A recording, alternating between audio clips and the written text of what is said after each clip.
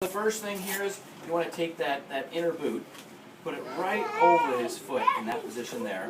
It's a little softer of a plastic, so it's pretty easy to open and close. Get his heel well seated into it. Then we're going to take this outer boot here, and you want to open that up with this lock here. That lock just makes it easier for you to put it on and off, because without it you have to actually try to hold that open, put him into it. With this, you can actually lock that in place, so then all you have to worry about at this point is setting his foot and his leg down into the brace itself. I kind of forget about the leg for a second. I come down to the ankle and go ahead and secure his ankle into it. Again, it's locked, so this is pretty easy to do. So you just feed the strap through the buckle here. This, by the way, is the most important strap on the brace, because this is what holds that heel down into the brace. It's what keeps it well seated in the brace. So then as we close that, that's going to be pretty snug. This strap doesn't have to be very snug. It just kind of closes and completes off the brace there.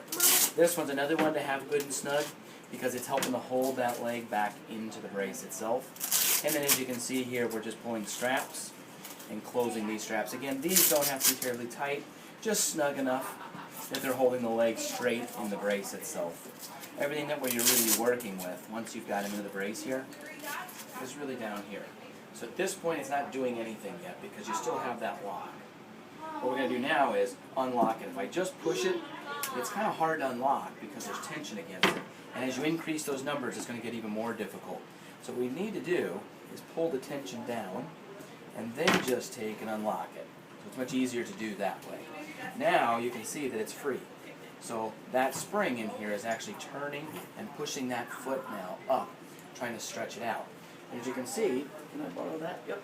As you can see here, it's on 2 right now. When you change the tensions, it's not on the sides. That's how you take the joint off. It's actually on the front of the brace. And you can do this while it's on, when it's off, when it's locked, when it's unlocked. But the key is, I'm just turning that to change those numbers on the dial. So as you can see here, that's a number 3. So it's increasing how hard it's pushing. Not changing the angle, just changing the magnitude of how hard it's actually pushing. So we'll put it back to 2. There we go. And then it's in a position now where it's completely unlocked, and the tension is on the 2 position. And he's good to wear this then for the night.